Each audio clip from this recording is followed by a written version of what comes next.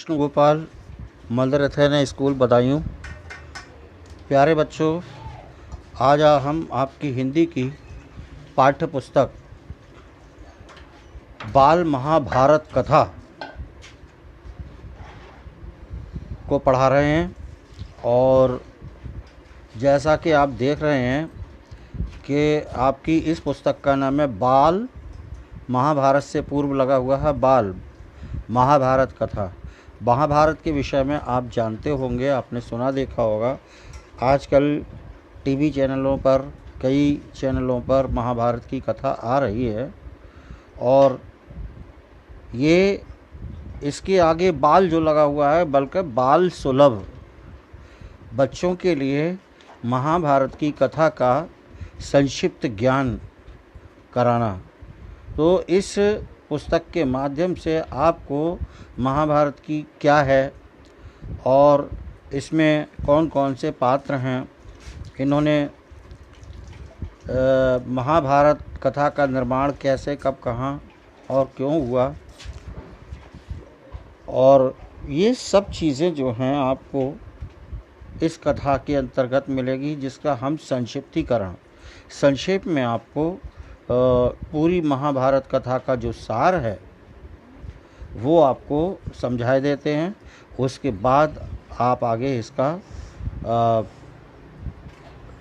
क्रमबद्ध रूप से क्रमशः एक एक पाठ को पढ़ेंगे। किस पाठ में क्या दिया गया है, आइए चर्चा करते हैं। इसकी व्याख्या कुछ हम आपको कर दें, बता दें महाभारत की कथा का संक्षिप्त परिचय। महाभारत की कथा महर्षि पाराशर के कीर्तिमान पुत्र वेद व्यास की देन है। महर्षि पाराशर थे, उनके पुत्र थे, उनका नाम था वेद व्यास।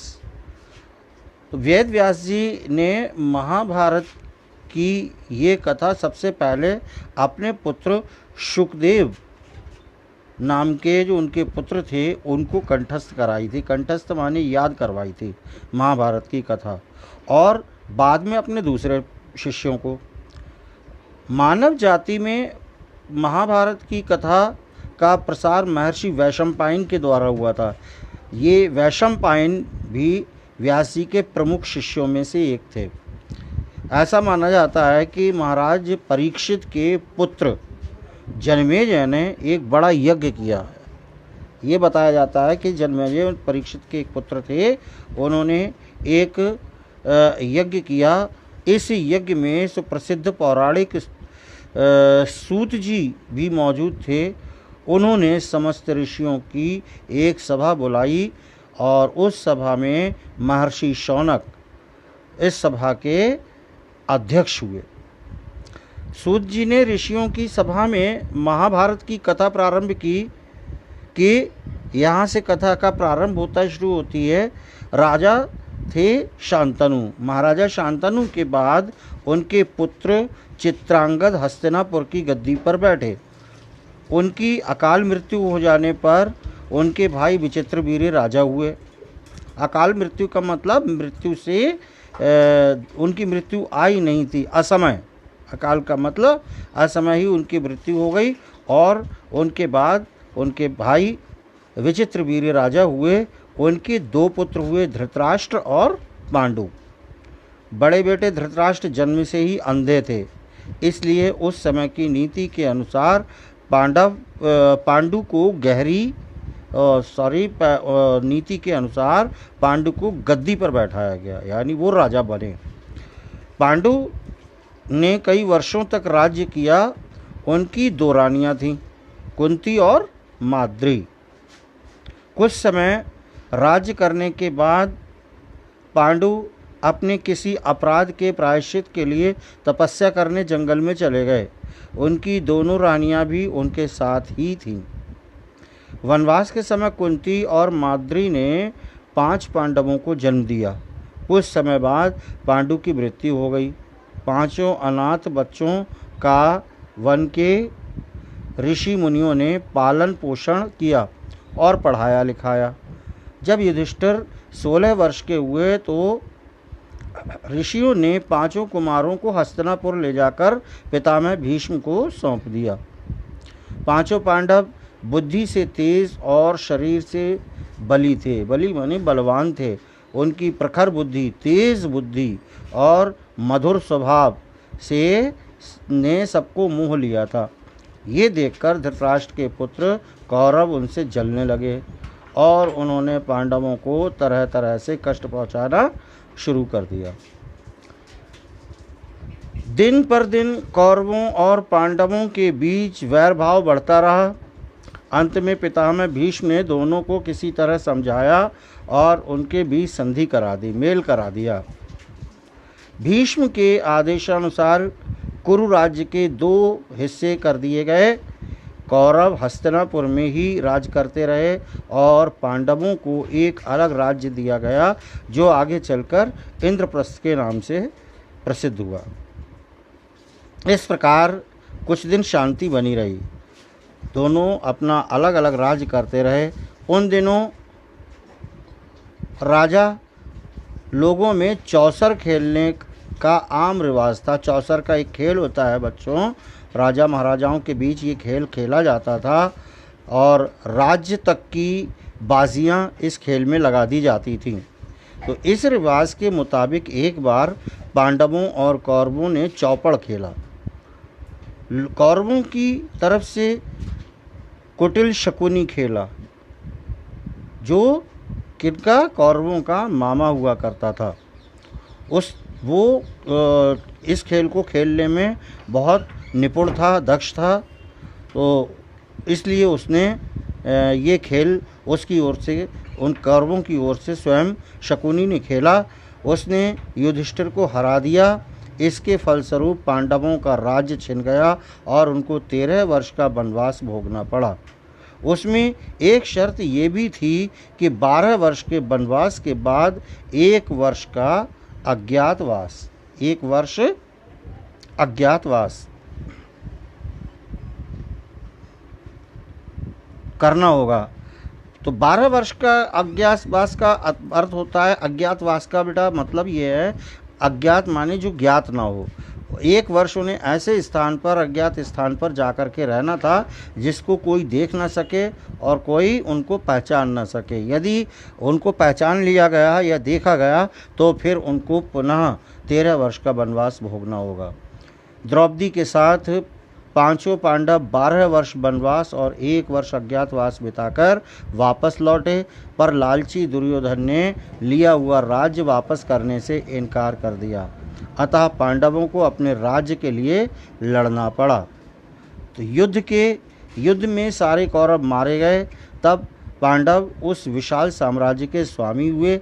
इसके बाद 36 वर्ष तक पांडवों ने राज्य किया और फिर अपने पोते परीक्षित को राज्य देकर अंत में द्रौपदी के साथ तपस्या करने हिमालय चले गए। तो संक्षेप में तो यही महाभारत की कथा है। इतनी सी कथा है लेकिन बहुत विशाल है। हमने आपको संक्षेप में इस कथा का सार बताया। अब इसका जो शुभारंभ होता है कथा का पहले पार्ट से, वो आप देख रहे होंगे। पहला पार्ट है देवव्रत। देवव्रत में आप एक चित्र देख रहे हैं और चित्र के अंतर्गत एक स्त्री को देख रहे हैं जिसके हाथ में एक बच्चा है और वो नदी के बीच में बैठी हुई है, किनारे पर बैठी हुई है नदी के। और कौन है ये स्त्री, कौन है ये बच्चा, इस पाठ के अंतर्गत आप पढ़ेंगे। आइए इसकी ओर ध्यान दें।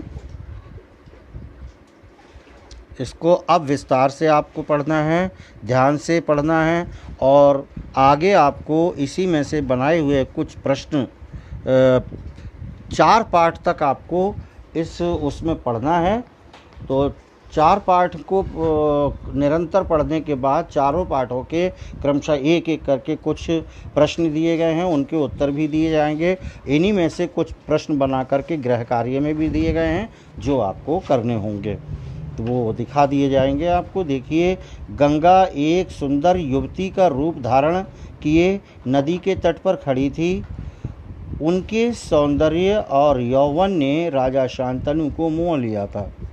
गंगा बोली, राजन, आपकी पत्नी होना मुझे स्वीकार है, पर इससे पहले आपको मेरी शर्तें माननी होंगी। क्या आप मानेंगे? राजा ने कहा, अवश्य। राजा शांतनु ने गंगा की सारी शर्तें मान लीं और वचन दिया कि वो उनका पूर्ण रूप से पालन करेंगे। समय पाकर गंगा से शांतनु के कई तेजस्वी पुत्र हुए, परंतु गंगा ने उनको जीने नहीं दिया। बच्चे के पैदा होते ही वह उसे नदी की बहती हुई धारा में फेंक देती थी और फिर हंसती मुस्कुराती हुई राजा शांतनु के महल में आ जाती थी। अज्ञात सुंदरी के इस व्यवहार से राजा शांतनु चकित रह जाते। उनके आश्चर्य और क्षोभ का पारावार न रहता। आश्चर्य उनको इस बात का होता कि ये कैसी माँ है जो अपने बच्चों को ही अपने हाथ से नदी में फेंक देती है, उनको मार देती है, उनका वध कर देती है। क्षोभ दुख होता था, है ना, तो कि माँ तो ऐसी हो ही नहीं सकती, कर ही नहीं सकती। उन बच्चों के मर जाने का राजा को बहुत दुख होता था, क्योंकि वो उनकी भी संतान थे।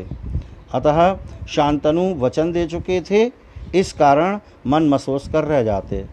7 बच्चों को गंगा ने इसी भांति नदी की धारा में बहा दिया। 8वां बच्चा पैदा हुआ। गंगा उसे भी लेकर नदी की तरफ जाने लगी तो शांतनु से न रहा गया। बोले, माँ होकर अपने नादान बच्चों को अकारण ही क्यों मार दिया करती हो। राजा शांतनु बोले कि तुम कैसी माँ हो जो अपने निरपराध बच्चों को मार देती हो। यह घृणित व्यवहार तुम्हें शोभा नहीं देता है। राजा की बात सुनकर गंगा मन ही मन मुस्कुराई, परंतु क्रोध का अभिनय करती हुई, माने क्रोध दिखाती हुई राजा बोली, राजन, क्या आप अपना वचन भूल गए हैं? मालूम होता है कि आपको पुत्र से ही मतलब है, मुझसे नहीं। आपको मेरी क्या परवाह है? ठीक है, पर शर्त के अनुसार मैं अब नहीं ठहर सकती। हाँ, आपके इस पुत्र को मैं नदी में नहीं फेंकूंगी। इस अंतिम बालक को मैं कुछ दिन पालूंगी और फिर पुरस्कार के रूप में आपको सौंप दूंगी। यह कहकर गंगा बच्चे को साथ लेकर चली गई। यही बच्चा आगे चलकर भीष्म पितामह के नाम से विख्यात हुआ। इसी बच्चे को, जिसका नाम उन्होंने देवव्रत रखा था, है ना, उसको आगे चल करके वो भीष्म पितामह के नाम से विख्यात हुआ। गंगा के चले जाने से राजा शांतनु का मन विरक्त हो गया। उन्होंने भोग विलास से जी हटा लिया और राजकाज में मन लगाने लगे। एक दिन राजा शिकार खेलते खेलते गंगा के तट पर चले गए तो देखा किनारे पर खड़ा एक सुंदर और गठीला युवक गंगा की बहती हुई धारा पर बाण चला रहा है। बाणों की बौछार से गंगा की प्रचंड धारा, तेज बहती हुई धारा एकदम रुक गई थी। यह दृश्य देखकर शांतनु दंग रह गए। उन्हें बड़ा आश्चर्य हुआ, जिसके एक बाण से ही गंगा की धारा थम गई। इतने में ही राजा के सामने गंगा स्वयं आकर उपस्थित हो गई। गंगा ने युवक को अपने पास बुलाया और राजा से बोली, राजन, पहचाना मुझे और इस युवक को? यही आपका और मेरा 8वां पुत्र देवव्रत है। महर्षि वशिष्ठ ने इसे शिक्षा दी है। शास्त्र ज्ञान में शुक्राचार्य और रण कौशल में परशुराम ही इसका मुकाबला कर सकते हैं। इतना शास्त्र ज्ञान में वो निपुण था, दक्ष था कि शुक्राचार्य ही उसका सामना कर सकते थे, अन्य दूसरा कोई पुरुष नहीं। और रण कौशल में परशुराम के अलावा उसका मुकाबला करने वाला दूसरा कोई व्यक्ति नहीं था। ये जितना कुशल योद्धा है उतना ही चतुर राजनीतिज्ञ भी है। आपका पुत्र मैं आपको सौंप रही हूँ, अब ले जाइए इसे अपने साथ। गंगा ने देवव्रत का माथा चूमा और आशीर्वाद देकर राजा के साथ उसे विदा कर दिया। इस प्रकार से आपका प्यारे बच्चों ये प्रथम पाठ समाप्त हुआ कि कौन था देवव्रत, कहाँ से आया, किस प्रकार से गंगा कौन थी, आपको इसमें पता लगा होगा। राजा शांतनु थे और वो किनका पुत्र था, देवव्रत, और क्यों वो अपने पुत्रों को नदी में बहा दिया करती थी, और ये सारी चीज़ें आपने इस पाठ के अंतर्गत जान ली हैं। आइए दूसरा पाठ देखें। जैसा आपने पीछे पाठ में पढ़ा कि ये देवव्रत नाम का बालक ही आगे चलकर भीष्म के नाम से प्रसिद्ध हुआ, भीष्म पितामह। तो भीष्म प्रतिज्ञा, पाठ का नाम है भीष्म प्रतिज्ञा। इसी देवव्रत बालक ने जब ये प्रतिज्ञा की तो क्यों उसको ये प्रतिज्ञा करनी पड़ी और कौन सी प्रतिज्ञा उसने की, किस कारण की, और ये सब आपको इस पाठ में पढ़ने को मिलेगा। तो देखिएगा पाठ। तेजस्वी पुत्र को पाकर राजा प्रफुल्लित मन से नगर को लौटे और देवव्रत राजकुमार के पद को सुशोभित करने लगे। 4 वर्ष और बीत गए। एक दिन राजा शांतनु यमुना तट की ओर घूमने गए तो वहाँ अप्सरा सी सुंदर एक तरुणी दिखाई दी। तरुणी का नाम सत्यवती था। क्या नाम था? सत्यवती था। गंगा के वियोग के कारण राजा के मन में जो विराग छाया हुआ था वो इस तरुणी को देखते ही विलीन हो गया। विलीन माने खो गया, गायब हो गया, है ना, समाप्त हो गया। उस सुंदरी को अपनी पत्नी बनाने की इच्छा उनके मन में बलवती हो गई, यानी हो उठी, और उन्होंने सत्यवती से प्रेम याचना की, यानी उन्होंने उसको अपनी पत्नी बनाने की इच्छा प्रकट की। सत्यवती बोली, मेरे पितामह मल्लाहों के सरदार हैं, पहले उनकी अनुमति ले लीजिए, फिर मैं आपकी पत्नी बनने को तैयार हूँ। राजा शांतनु ने जब अपनी इच्छा उन पर प्रकट की तो केवटराज ने कहा, आपको मुझे एक वचन देना पड़ेगा। राजा ने कहा, जो मांगोगे दूंगा, यदि वह मेरे लिए अनुचित न हो। केवटराज बोले, आपके बाद हस्तिनापुर के राज सिंहासन पर मेरी लड़की का पुत्र बैठेगा, इस बात का आप मुझे वचन दे सकते हैं। केवटराज की शर्त राजा शांतनु को नागवार लगी। गंगासुत को छोड़कर अन्य किसी को राजगद्दी पर बैठाने की कल्पना तक उनसे न हो सकी। गंगासुत उन्होंने किसको कहा? वही देवव्रत जिसका नाम था, वो गंगा का सुत माने पुत्र, गंगा से उत्पन्न था, इसलिए गंगा का पुत्र था, तो उसको गंगासुत कहा गया भीष्म को, जिसका नाम आगे भीष्म पड़ा। तो ये बात देवव्रत की हो रही है। देवव्रत गंगा का पुत्र होने के कारण उसको गंगासुत कहा गया। तो बैठाने की कल्पना, उन्होंने कहा कि उसको छोड़कर किसी अन्य को राजगद्दी पर बैठाने की कल्पना तक उनसे न हो सकी। निराश और उद्विग्न मन से वो नगर लौट आए और किसी से कुछ कह भी न सके, पर चिंता उनके मन में को कीड़े की तरह कुतर कुतर कर खाने लगी। देवव्रत ने देखा कि उसके पिता के मन में कोई न कोई व्यथा समाई हुई है। एक दिन उसने शांतनु से पूछा, पिताजी, संसार का कोई भी सुख ऐसा नहीं है जो आपको प्राप्त न हो, फिर भी इधर कुछ दिनों से आप दुखी दिखाई दे रहे हैं, आपको किस बात की चिंता है? यद्यपि शांतनु ने गोलमाल बातें बताईं, फिर भी कुशाग्र बुद्धि यानी तेज बुद्धि होने के कारण देवव्रत को बात समझते देर न लगी। उन्होंने राजा के सारथी से पूछताछ करके उस दिन केवटराज से यमुना नदी के किनारे जो कुछ बातें हुई थीं उनका पता लगा लिया। पिताजी के मन की व्यथा जानकर देवव्रत सीधे केवटराज के पास गए और उनसे कहा कि वह अपनी पुत्री सत्यवती का विवाह महाराज शांतनु से कर दें। केवटराज ने वही शर्त दोहराई जो उन्होंने शांतनु के सामने रखी थी। देवव्रत ने कहा, यदि तुम्हारी आपत्ति का कारण यही है तो मैं वचन देता हूँ कि मैं सत्य मैं राज्य का लोभ नहीं करूँगा। सत्यवती का पुत्र ही मेरे पिता के बाद राजा बनेगा। केवटराज इससे संतुष्ट न हुए, उन्होंने और दूर की सोची। बोले, आर्यपुत्र, इस बात का मुझे पूरा भरोसा है कि आप अपने वचन पर अटल रहेंगे, किंतु आपकी संतान से मैं वैसी आशा कैसे रख सकता हूँ? आप जैसे वीर का पुत्र भी तो वीर ही होगा। बहुत संभव है कि वह मेरे नाती से राज्य छीनने का प्रयत्न करे। इसके लिए आपके पास क्या उत्तर है? जब इस प्रकार से केवटराज ने देवव्रत से कहा, तो केवटराज का प्रश्न अप्रत्याशित था।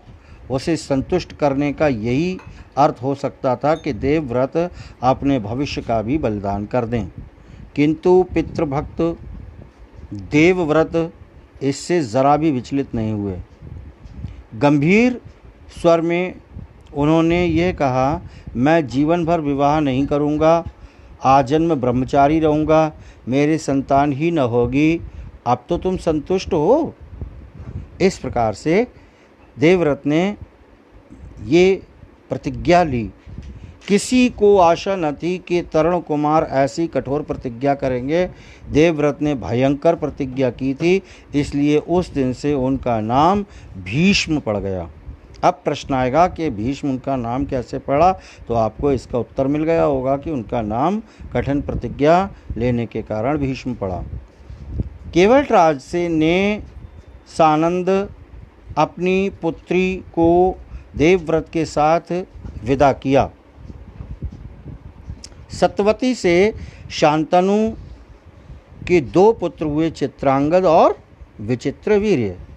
शांतनु के देहावसान पर चित्रांगद हस्तिनापुर के सिंहासन पर बैठे और उनके युद्ध में मारे जाने पर विचित्रवीर्य, जब चित्रांगद युद्ध में मारे गए तो फिर दूसरे भाई, छोटे भाई थे, वो विचित्रवीर्य, वो राजगद्दी पर बैठे। विचित्रवीर्य की 2 रानियां थीं, अंबिका और अंबालिका। अंबिका के पुत्र थे धृतराष्ट्र और अंबालिका के पांडु। धृतराष्ट्र के पुत्र कौरव कहलाए और पांडु के पांडव कहलाए। महात्मा भीष्म शांतनु के बाद से कुरुक्षेत्र युद्ध का अंत होने तक उस विशाल राजवंश के सामान्य कुल नायक और पूज्य बने रहे। शांतनु के बाद कुरुवंश का क्रम ये रहा।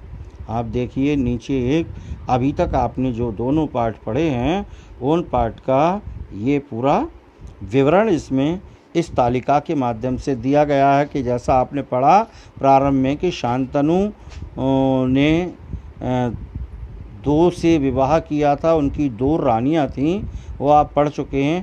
पहली वाली एक गंगा थी, जो आपने पढ़ा कि उसने अपने 7 पुत्रों को नदी में फेंक दिया था शर्त के अनुसार, और राजा कुछ नहीं कर सके। अंतिम 8वां पुत्र जब वो फेंकने चली थी तो राजा ने उसको टोक दिया था, और वही पुत्र जो था देवव्रत था, जो आगे चलकर भीष्म हुआ। इधर रानी के चले जाने के बाद गंगा के राजा को जो है विरक्ति हो गई थी और उन्होंने अपना राज्य में ध्यान लगाया, और फिर कुछ दिनों के बाद जब वो नदी के तट पर पहुँचे तो उन्होंने एक सुंदर तरुणी को देखा था जिसका नाम था सत्यवती, जो मल्लाह की बेटी थी। उससे उन्होंने विवाह की याचना की और शर्त के अनुसार उसी समय उन्होंने ये शर्त रखी थी, आपने पढ़ा कि पुत्री से, सत्यवती से उत्पन्न पुत्र ही राजा बनेगा। तब भीष्म ने प्रतिज्ञा की थी, है ना। तो उससे फिर 2 पुत्र उत्पन्न हुए, चित्रांगद और विचित्रवीर्य। चित्रांगद जो था वो युद्ध में मारा गया, विचित्रवीर्य फिर राजा बना। उसने भी 2 रानियां थीं। जब उसका विवाह हुआ तो अंबिका से और अंबालिका से। अंबालिका से धृतराष्ट्र उत्पन्न हुए, जो जन्म से अंधे थे, आपने पढ़ा।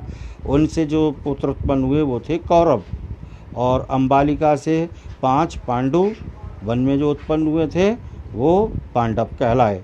पांडु थे, अम्बालिका से वो पांडव कहलाए। आइए आगे की कथा को लेकर के बढ़ते हैं। पाठ 3 में अम्बा और भीष्म।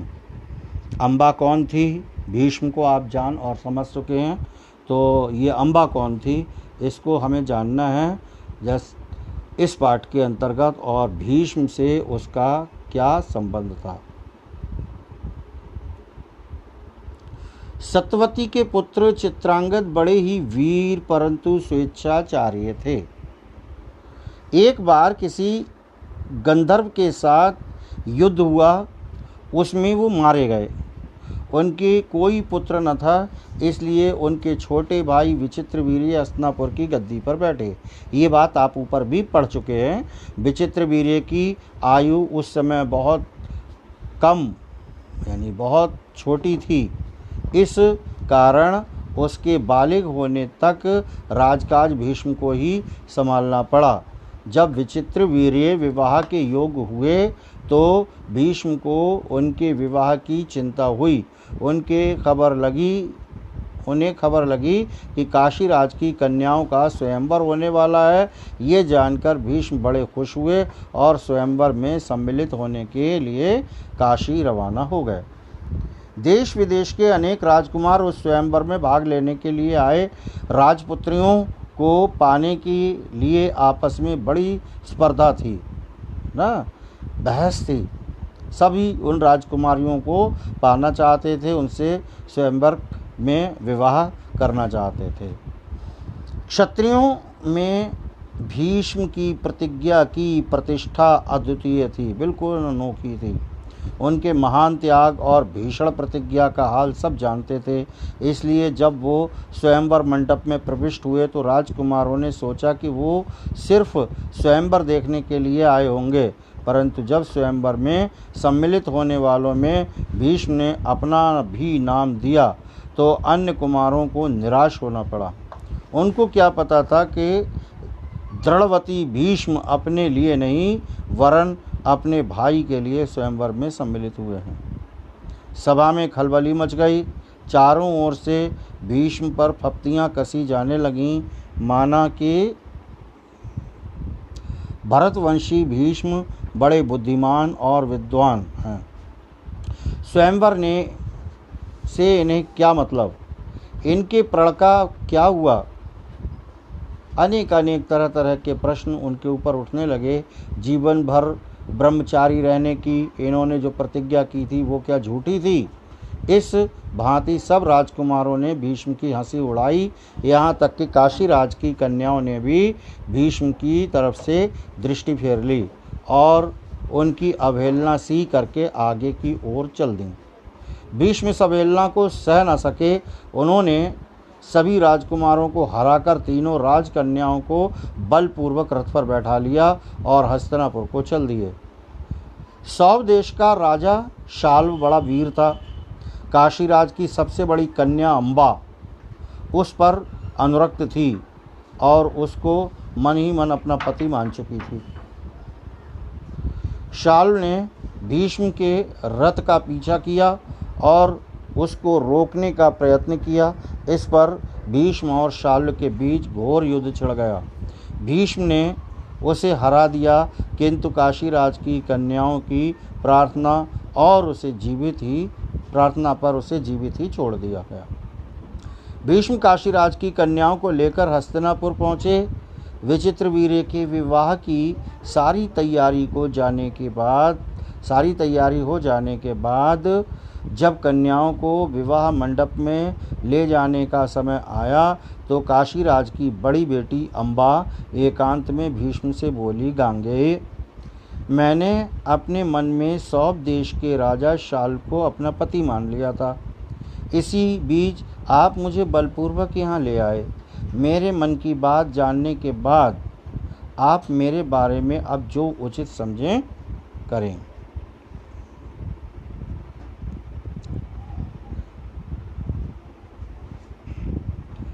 भीष्म को अम्बा की बात जची। उन्होंने अम्बा को उसकी इच्छानुसार उचित प्रबंध के साथ शाल के पास भेज दिया और अम्बा की दोनों बहनों अंबिका और अम्बालिका का विचित्रवीर्य के साथ विवाह करा दिया।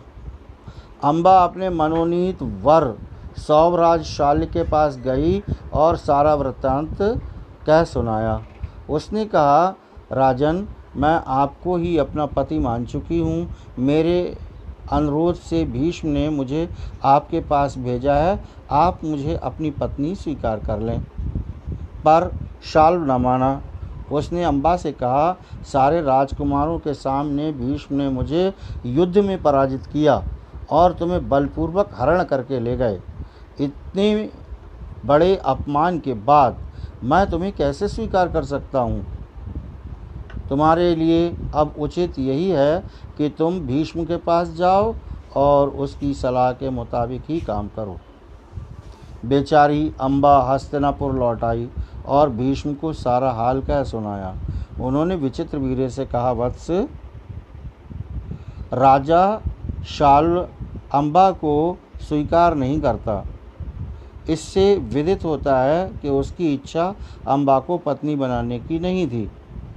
अब उसके साथ तुम्हारा ब्याह करने में कोई आपत्ति नहीं रही है, पर विचित्रवीर्य अम्बा के साथ विवाह करने को तैयार नहीं हुआ, राजी नहीं हुए। बेचारी अम्बा न इधर की रही न उधर की, कोई और रास्ता न देख वह भीष्म से बोली, गांगे, मैं तो दोनों ओर से गई, मेरा कोई भी सहारा न रहा। आप ही मुझे हरलाए थे, अतः आपका ये कर्तव्य है कि आप मेरे साथ विवाह कर लें।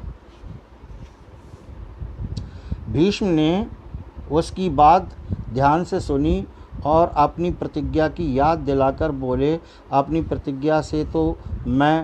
प्रतिज्ञा तो मैं तोड़ नहीं सकता। उन्होंने अम्बा की परिस्थिति समझकर विचित्रवीर्य से दोबारा आग्रह किया, पर वह न माना। भीष्म ने अम्बा को फिर समझाया और कहा कि सौभराज शाल्य के ही पास जाओ और एक बार फिर प्रार्थना करो। लाचार अम्बा फिर शाल्य के पास गई और उसकी बहुत मिन्नतें की, लेकिन दूसरी की जीती हुई कन्या को स्वीकार करने से सौभराज ने एक साफ इनकार कर दिया। अम्बा इस प्रकार 6 साल तक हस्तिनापुर और सौभ देश के बीच ठोकरें खाती फिरी। उसने अपने इस सारे दुख का कारण भीष्म को ही समझा। इन पर उसे बहुत क्रोध आया और प्रतिहिंसा की आग उसके मन में जलने लगी। भीष्म से बदला लेने की इच्छा से वह कई राजाओं के पास गई और उनको अपना दुखड़ा सुनाया। भीष्म से युद्ध करके उनका वध करने की उसने राजाओं से प्रार्थना की, पर राजा लोग तो भीष्म के नाम से ही डरते थे। किसी में इतना साहस न था कि भीष्म से युद्ध करें। क्षत्रियों से एकदम निराश होकर अम्बा ने तपस्वी ब्राह्मणों की शरण ली। तपस्वियों ने कहा, बेटी, तुम परशुराम के पास जाओ, वे तुम्हारी इच्छा अवश्य पूरी करेंगे। तब ऋषियों की सलाह पर अम्बा परशुराम के पास गई। अम्बा की करुण कहानी सुनकर परशुराम का हृदय पिघल गया। उन्होंने दयाद्र स्वर में कहा, काशीराज कन्या, तुम मुझसे क्या चाहती हो? अम्बा ने कहा, ब्राह्मण वीर, मेरी प्रार्थना केवल यही है कि आप भीष्म से युद्ध करें। मैं आपसे भीष्म के वध की भीख मांगती हूँ। इस प्रकार से अम्बा ने परशुराम से जब कहा, परशुराम को अम्बा की प्रार्थना पसंद आई। बड़े उत्साह के साथ वो भीष्म के पास गए और उन्हें युद्ध के लिए ललकारा। दोनों कुशल योद्धा थे और धनुष विद्या के जानकार भी। दोनों ही जितेंद्रिय और ब्रह्मचारी थे। समान योद्धाओं की टक्कर थी। कई दिनों तक युद्ध होता रहा, फिर भी हार जीत का निश्चय न हो सका। अंत में परशुराम ने हार मान ली और उन्होंने अम्बा से कहा, जो कुछ मेरे वश में था कर चुका, अब तुम्हारे लिए यही उचित है कि तुम भीष्म ही की शरण लो। पर अम्बा ऐसी बातों से कब विचलित होने वाली थी। उसने वन में जाकर फिर तपस्या शुरू की और तपोबल से स्त्री रूप छोड़कर पुरुष बन गई और उसने अपना नाम शिखंडी रख लिया। जब कौरवों और पांडवों के बीच कुरुक्षेत्र के मैदान में युद्ध हुआ तो भीष्म के विरुद्ध लड़ते समय शिखंडी रथ के आगे बैठा और अर्जुन ठीक उसके पीछे। ज्ञानी भीष्म को ये बात मालूम थी कि अम्बा ही शिखंडी का रूप धारण किए हुए है, इसलिए उन्होंने उस पर बाण चलाना अपनी वीरोचित प्रतिष्ठा के विरुद्ध समझा। शिखंडी को आगे करके अर्जुन ने भीष्म पितामह पर हमला किया और अंत में उन पर विजय प्राप्त की। जब भीष्म आहत होकर पृथ्वी पर गिरे तब जाकर अम्बा का क्रोध शांत हुआ।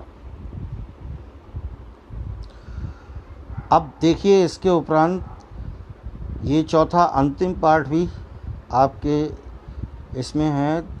सिलेबस के अंतर्गत तो आपके 10 पार्ट हैं और ये हमने इनको खंडों में विभक्त किया है, तो 4 पार्ट पहले लिए हैं, फिर 3-3 पार्ट हो जाएंगे आपके।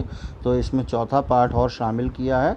इसको भी आप देखिए। विदुर कौन थे, उनका क्या इसमें रोल था, और इस पार्ट के अंतर्गत आप पढ़ेंगे विचित्र वीर्य की रानी अंबालिका की दासी की कोख से धर्मदेव का जन्म हुआ था। विचित्र वीर्य की जो रानी थी अंबालिका, उसकी एक दासी थी, उसकी कोख से इनका विदुर का जन्म हुआ था, जिनको धर्मदेव कहा गया है। वह ही आगे चलकर विदुर के नाम से प्रख्यात हुए। धर्मशास्त्र तथा राजनीति में उनका ज्ञान अथाह था। वो बड़े निष्प्रिय थे, क्रोध उन्हें छू तक नहीं गया था। युवावस्था में ही पितामह भीष्म ने उनके विवेक तथा ज्ञान से प्रभावित होकर उन्हें राजा धृतराष्ट्र का प्रधानमंत्री नियुक्त कर दिया था। जिस समय धृतराष्ट्र ने दुर्योधन को जुआ खेलने की अनुमति दी, विदुर ने धृतराष्ट्र से बहुत आग्रह पूर्वक निवेदन किया, राजन, मुझे आपका ये काम ठीक नहीं जचता। इस खेल के कारण आपके बेटों में आपस में बैरभाव बढ़ेगा, इसको रोक दीजिए।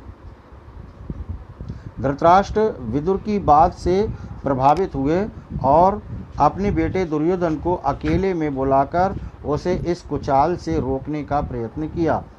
बड़े प्रेम के साथ वह बोले, गांधारी के लाल, विदुर बड़ा बुद्धिमान है और हमेशा हमारा भला चाहता आया है, उसका कहा मानने में ही हमारी भलाई है। वत्स, जुआ खेलने का विचार छोड़ दो। विदुर कहता है कि उससे विरोध बहुत बढ़ेगा और वह राज्य के नाश का कारण हो जाएगा। छोड़ दो इस विचार को। धृतराष्ट्र ने अपने बेटे को सही रास्ते पर लाने का प्रयत्न किया, किंतु दुर्योधन न माना। वृद्ध धृतराष्ट्र अपने बेटे से बहुत स्नेह करते थे। अपनी इस कमजोरी का कारण उसका अनुरोध